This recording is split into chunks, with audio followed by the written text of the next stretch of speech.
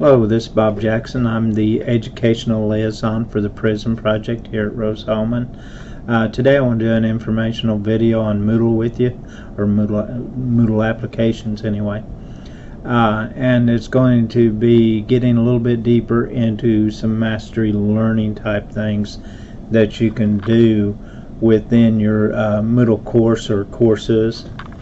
Okay, before I jump into that, I wanted to show you just a little bit more on my videos on the main web page. Okay, since I'm getting into doing some of these informational videos and putting them out there, I want to show you where you can go back to these videos at any given time. And I also want to encourage and invite some of you to please submit some videos to me so you can share your ideas and things that you're doing with your Moodle courses with other teachers. Okay, so on the main page, once you've logged in, and actually you can see this without even logging in, is you have blocks over here on this right hand side. I don't know, some of you may have accessed some of the materials on this side. Okay, if you go down to the help and extras block here, okay, this did used to say tutorials. Now it says videos and tutorials. If you'll click on it, here's where my videos are going to be. I've done introduction and course organization video, a course authoring video, and mastery learning settings video previous to this one. This one will be added right here, okay, once I have it complete. Okay, so you can go back to these videos, and please do refer others to these videos. Okay, now then, let's go into what I'm wanting to do today. I'm going to go to my first year chemistry course. Okay, and what I'm doing, I want to show you how to add a lesson activity and how to build some mastery learning type exercises and activities into your course. Okay, and you're going to make them mastery in the fact that students have to master one part of the lesson before they can move on to another part of the lesson. Okay, and you set this by in the lesson activity by, like, they start out with a video lesson. After the video lesson, you have them answering some questions or doing some other type of activity. Okay, most of the time it's going to be review questions of whatever sort. Okay, now as they're going through those questions, if they get a question wrong, you can, in the settings of that question, on a wrong answer, flip them back to point A. So they had to go back and review this video lesson again to relearn what they obviously did not learn well the first time, and then they can proceed on down through the lesson again. Okay, so that's why you build some mastery learning in. Okay, but you can also put in settings to whether they go through it one time or whether they can have multiple attempts at the lesson overall. Okay, so let's see how to do it. Okay, I'm gonna go down here to the second section of my chemistry course, unit 2. Okay, and I will share this course with anyone that wants to see it. Okay, you come down to the bottom of a section. Anytime you want to add any of these types of things, you go to add an activity or resource. Okay, I'm gonna click on lesson right here.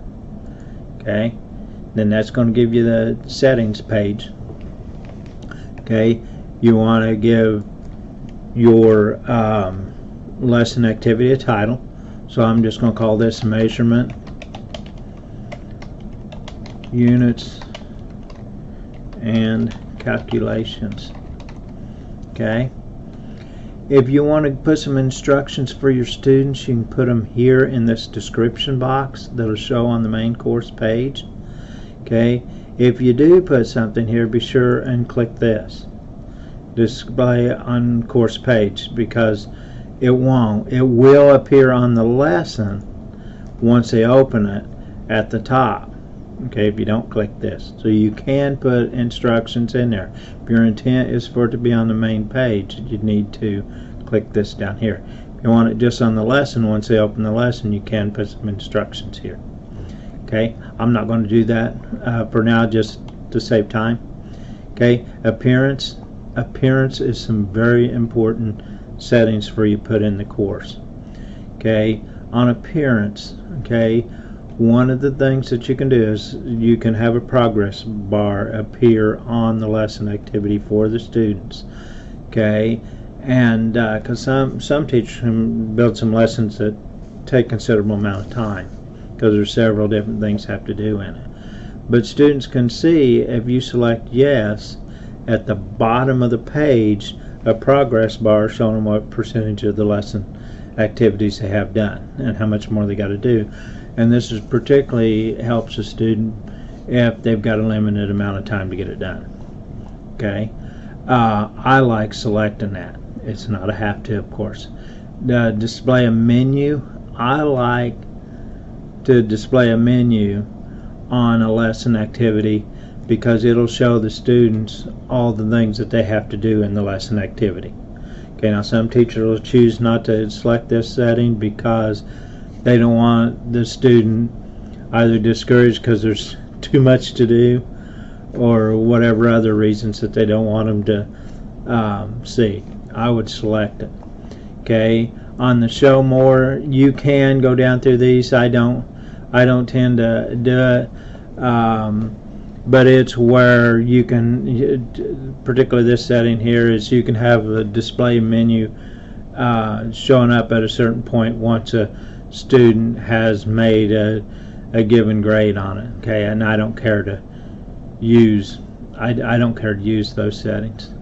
Okay, availability, you want to be sure and put your availability date and time. Okay, and how much time you're going to give them on it.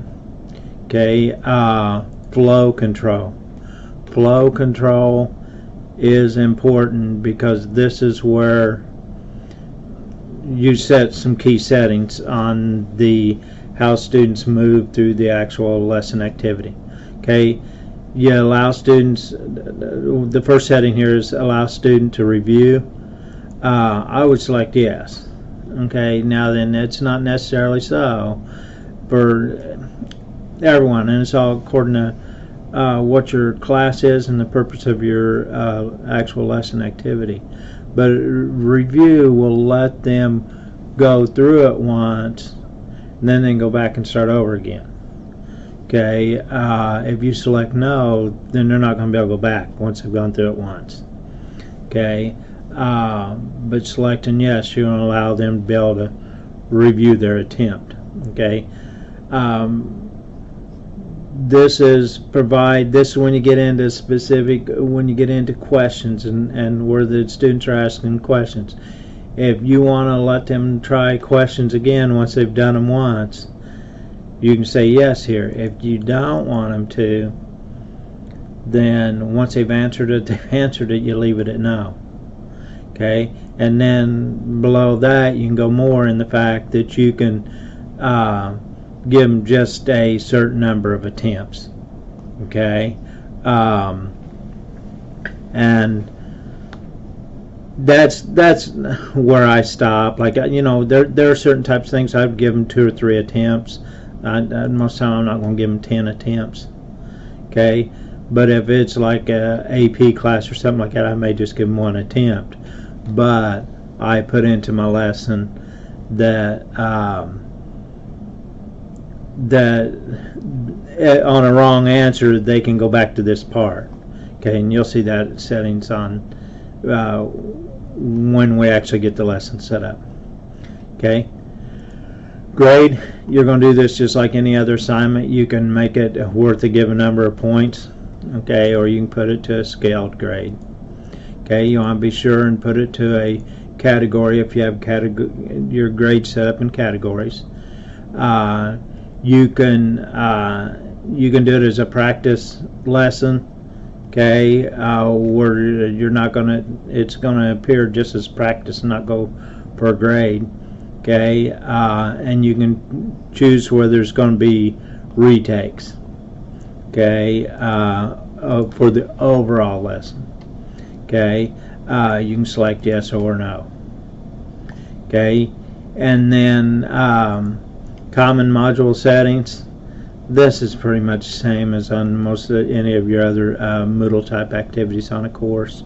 Okay, one of the things that you can do is, if you have groups set up in your course, you can select your groups that are going to do the given lesson activity. Okay, so you could have a different lesson activity for different groups. Okay, restrict access. This is the same as on assignments and other activities, where you can add a restriction to where the main one is where you click on grade here, and you can say, well, they're going to have to complete like some other assignment in your course. Like I'll just pick out metric conversions. Okay, before they can start on this lesson activity, they must complete metric conversion problems. Okay, these, when you click on this drop down here, this is every one of the assignments and activities you have on this particular Moodle course, and you can select whichever ones you want them to complete before they can even start on this lesson activity. You can even set it further, and I know I've showed this in one of my other videos, but there could be people watching this that haven't seen these settings. You could set a level at which they must perform at, like they must have received 80% or 70% or 90% on this exercise before they can go into this lesson activity. So that's another level of mastery that you're setting up with this. Okay, then you'd click Save and Return to your course here once you got all your settings in. I am not going to do that because I do not want to save this to my course. Okay, but you would click on this. Okay, then that's going to bring you out back to your main page. Now then, it will appear down here at the bottom of the section. Okay, I have one right up here. Okay, that I made previously, so I didn't have to spend as much time on this. Okay, so now then, once you have it, if it's down here and you want it up here in your course where it should be, these are move icons here. Okay, you can grab a hold of that and move it where you want to. Okay, okay, so if they're always going to, whenever you add them, they're going to appear down here. Okay, and then I drug it up here where I wanted it to be. Okay, now when you first click on it, okay, it's going to open up and you're actually going to see a page something like this. Now this is not going to be here, okay, because that's where I've actually got components built into my lesson. You're just going to see what's up here. Okay, now then, to your lesson activity, you can add these things. These are the components of the lesson activity. You can import questions, add a content page, which is going to be the most common ones, add a cluster. You're probably not going to do much with clusters until you learn what you're doing with these. In fact, I'm not going to go into clusters today, but once you have some lessons built and you have questions particularly in your lesson, then you can add those question pages, okay, which is actually right here, okay, to a cluster. And in a cluster, what it'll be is each time a student does your lesson activity, it'll randomize those questions. Okay, so they see them in a different order each time they do the lesson activity. Okay, so that's a cluster. Okay, like I say, I'm not going into it on this one. I'm showing you how to just set up a basic lesson activity, and then add question page. That's other really common ones that you're going to use. Okay, typically people are going to start with add a content page. Okay, so you'd click on add a content page. When you click on add a content page, you're going to see this, okay, in which I have one right here. Okay,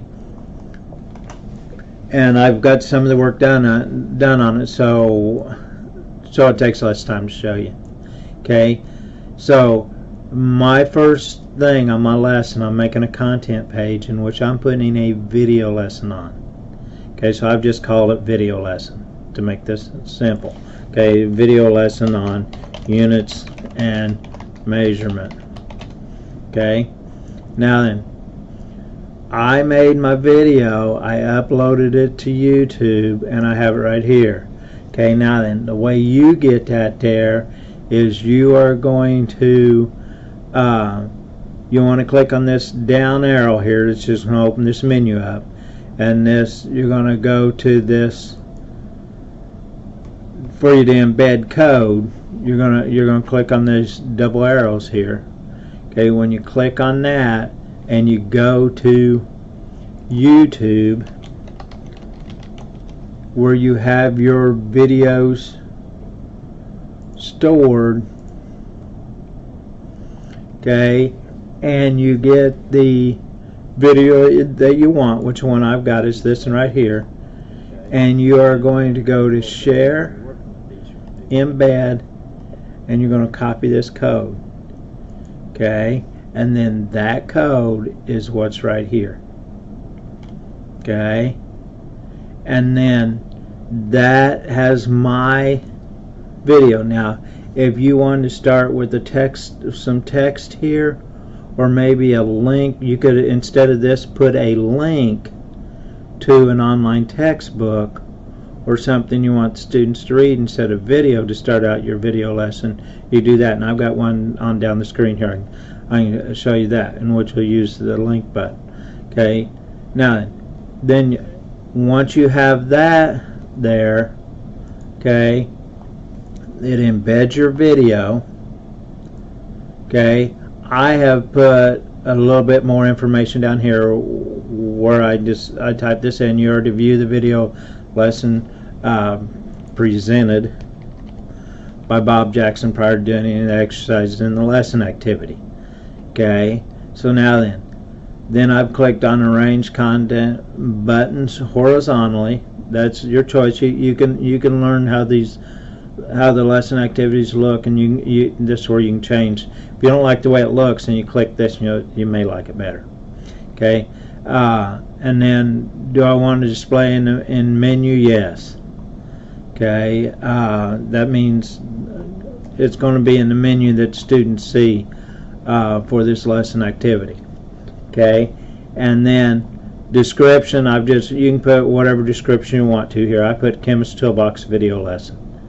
Okay, now then it is important on these, at this point here, that you're making the command here, what's going to take place in the lesson. Once they're done with this video, what's happening next? I'm putting go to next page. Okay, but you have other choices here. You can end the lesson, which you're going to pick at when they're done with the lesson activity. Okay, you can refer them to a different part of the lesson. Okay, I'm sending them to next page on this one. Okay, it only makes sense to. It's the first thing. I'm going to take them to the next page. Okay, then I save page. Okay, so now then, my next page, I go to build. If I want it to be a content page, then I make it a content page. Okay, what I've done is added another content page. Okay, in which I would click on add content page, and then I have another page just like what I had, but this is a separate page of the lesson because the students are moving through the lesson sequentially. And what I've done here is I say read section 1.4 it should say measurements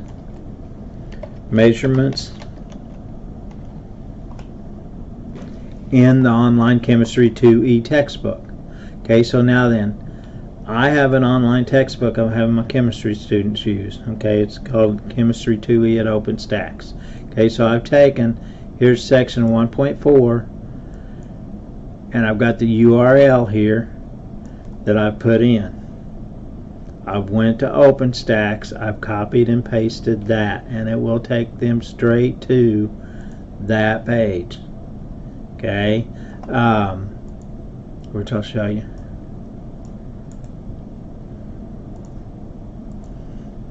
It will take them right to